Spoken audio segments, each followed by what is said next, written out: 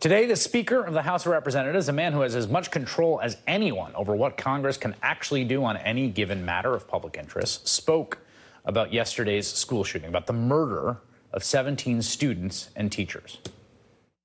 Right now, I just think we need to take a breath and collect the facts. This is not the time to jump to some conclusion, not knowing the full facts. So I just think what you don't do is knee-jerk and say, let's just take away a citizen's rights.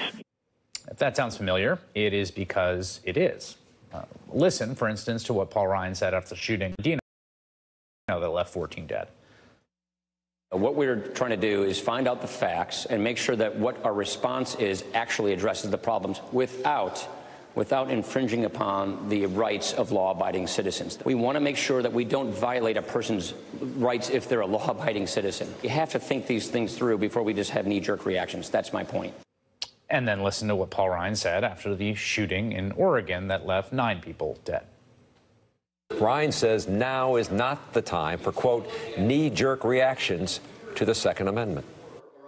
I think by going after citizens' Second Amendment rights after these tragedies is to overlook the real problems that underlie these, particularly in the area of mental illness.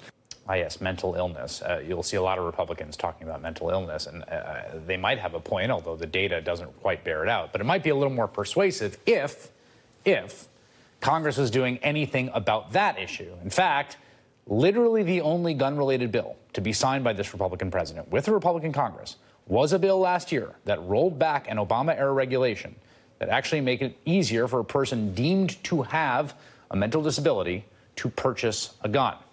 So while Paul Ryan avoids a knee-jerk reaction to yet another mass shooting, we move forward towards the next one without any reaction at all.